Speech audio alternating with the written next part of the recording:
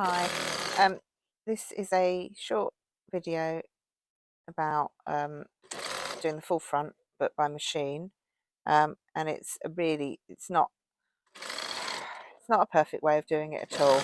It's a very basic way of doing it.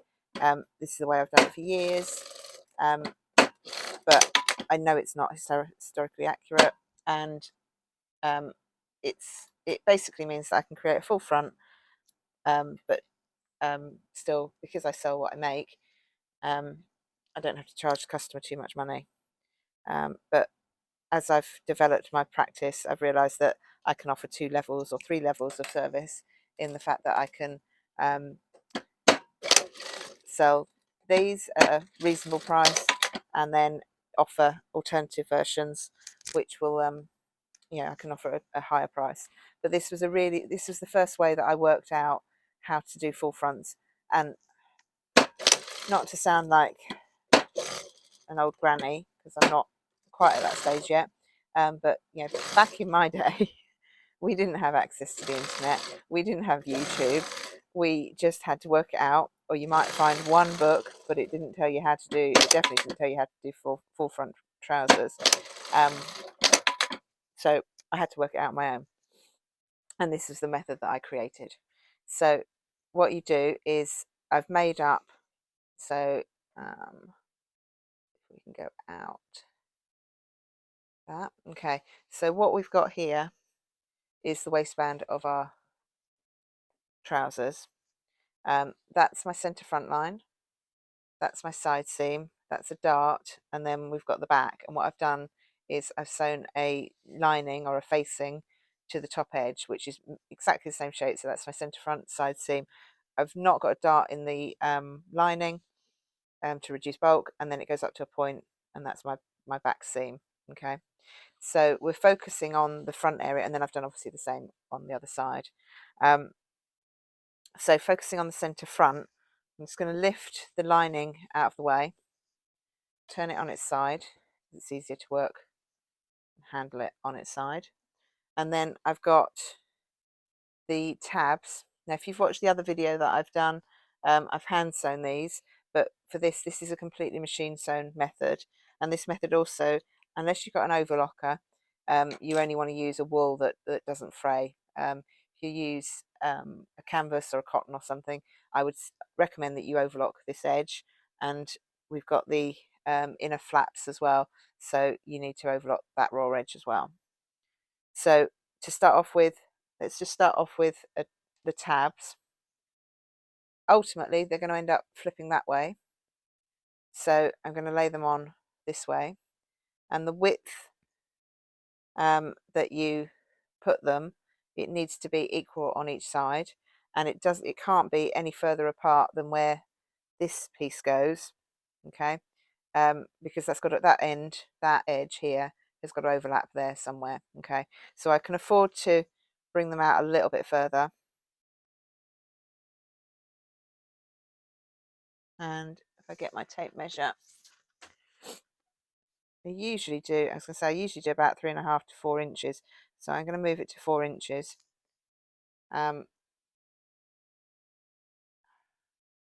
Say what I say in all my videos.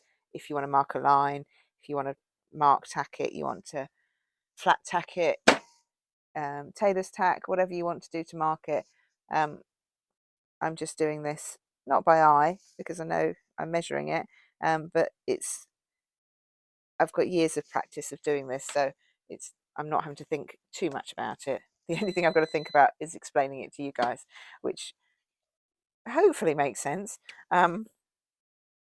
But I would really love that if if it doesn't make sense, you told me, because I don't know otherwise. So we're going to do 4 and 4. It's okay to eyeball things. Some things it's fine to just completely eyeball. Other things, eyeball it, but then just check it over afterwards and just measure it. So we've got 4 inches and 4 inches. And then we're going to take the flaps that end up sitting on the inside of the full front. We're going to put them and butt them up against here. Now, ideally, I guess I should overlock that, but I'm going to leave it. It's fine. it's not going to fray out too much. And I don't really, I do use the overlocker. I like to think that my costumes that I make are historically inspired and 99% historically accurate, but a lot of my customers wear these costumes for everyday use, so they do need to be more durable than raw edges and hand sewn. So I do incorporate modern methods like the overlocker. However, when I make wool ones, I try not to be honest, unless the wool frays a lot. So I've pinned those pieces. I'm just pinning the lining down at the centre front, and then just to hold it in place. And then I'm just going to hold the lining down here. And again here. Now, the next bit I do is done by feel and by eye, okay? So what I'm going to end up doing is machining. I'm going to flip that over, and then I'm going to machine and come down here and stop where my tab begins to be enclosed. And then I'm going to machine down this side from the top again and stop there as well, okay? And then we're going to snip the fabric and then be able to turn it. But because of this bit up here, we have, to a certain extent, no idea where we're sewing, but you've just got to kind of, again, draw a line. I don't know that I've got a chalk pencil here. Yes, I have. There we go. So you draw a line if you want to mark the midpoint, so that you know you can machine down this side and machine down that side. And we're only going to use a foot's width as well, because we don't want to lose whatever you use here. You're taking out of the circumference of the trouser, so you need to make sure that you don't take, you know, giant seam here. Otherwise you will lose your waist size, okay? And then do the same on that side.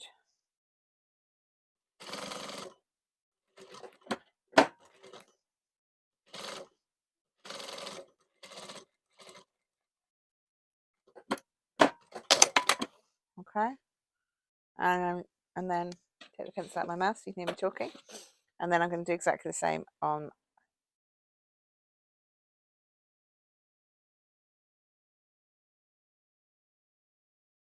so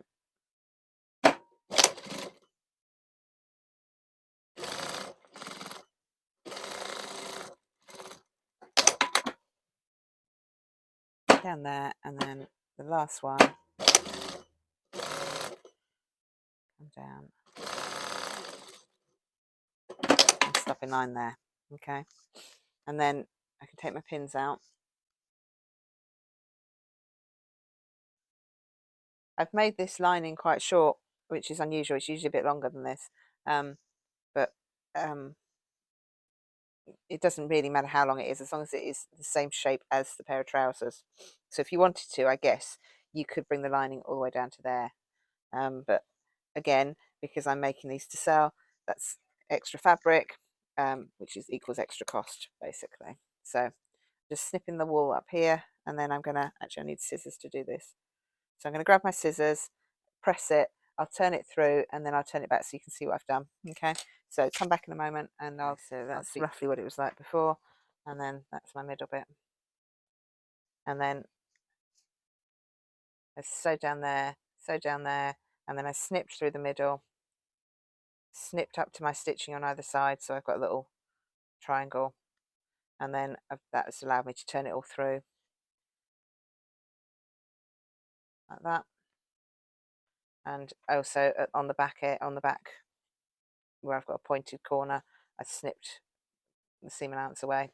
Sorry, I know this is dark fabric, so it's a bit difficult to see, and I'm doing this late in the day, so the light's not fantastic in here.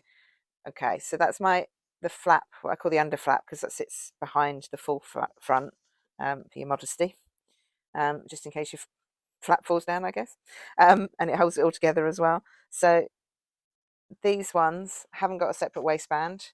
This is why they're a kind of very simple version. So the tab goes all the way up to the top, and as you can see, I've turned that through and we've got the tab there, so I'm lining that up with the seam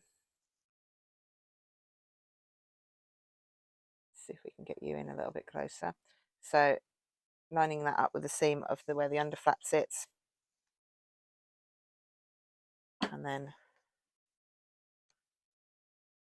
make sure that's all laying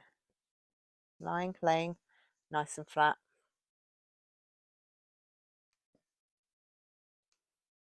And then do the same on the other side. You can do this at a table.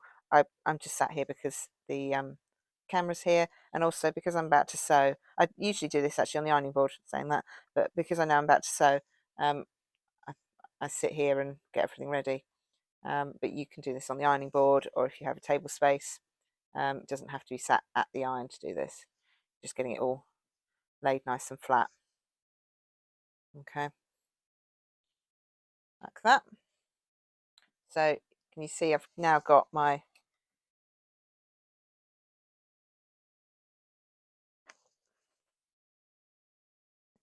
under the machine. I've now got my flat front in place.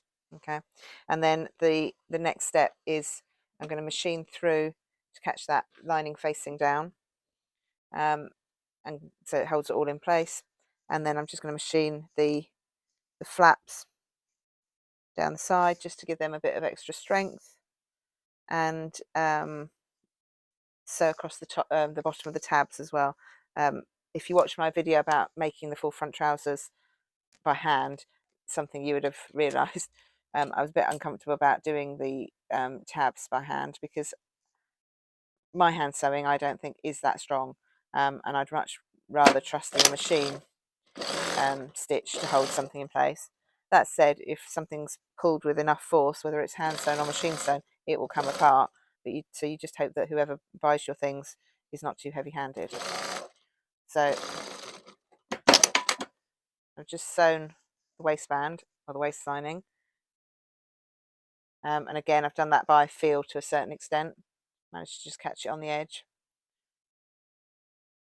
and then I'm just going to undo that top pin, and I'm just going to machine this side with a stay stitch to hold it in place. So right on the edge, close stitch, just to hold it. And then the last bit is, before I do the other side obviously, the last bit is to, and this is why you want this pinned up, just to make sure that it's sitting square and flat. I've got to make sure also that the bottom of the under flap is caught in at the same time as well. So I'm going to just machine a box.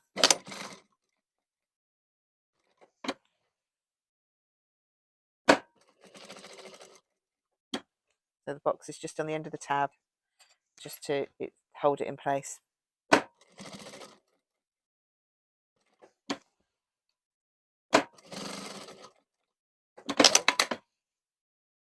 And what I've done is I've come over slightly because I'm aware that that's where it's likely to be pulled. So that gives me a nice strong finish. That triangle you can either keep up like that, or you can tuck it in if you want to. It's entirely up to you. But on the back I've managed to catch the bottom of the under flap, which was my intention, so that it keeps it all strong and in place basically. Okay, so I'll just do the other side. You watch me do that as well, so that you can see the finished part. But it's exactly the same. Like I say, this is not meant to be historically accurate. This is I need a pair of full front trousers, and I need them quickly and cheaply. So this was my response to that. Once somebody's got a period waistcoat on, you can't see the top of the trousers anyway.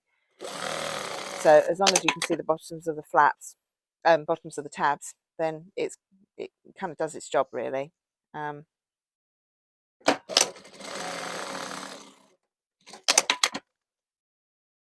it's a nice strong finish to it as well. Many years ago I used to do them without the tabs, and they were very I was very concerned about them because there was such a weak point down here. So I understood why they put the tab on, but it took me a while to work out how to actually do the tab. which is partly my inspiration for doing videos like this, really, is because I didn't have this information when I was learning how to make costumes. So I thought, I did some work at a local university teaching, and I really enjoyed it. And I thought, yeah, I've got some information in my head. I've got skills that I can share. And I would have loved to have watched a video like this when I was learning how to do it. And I still do watch instructional videos because, and look at books and things, because you should never stop learning, basically. Okay, and that is the waistline and the front of my full front trousers done by machine with no waistband. I will do another video at some point which has got a waistband on, which are again a bit more period correct, but they will be machine sewn. But these are just quick and easy. And the last step would be to put buttonholes, buttons, and then I would put a couple of buttons and buttonholes on the under flap as well. Okay. Thank you for watching. Hope you liked it. Hope you enjoyed it. I'd really appreciate it if you could like and subscribe, and then you can watch more videos like this. Thank you very much. Have a good evening. Bye bye.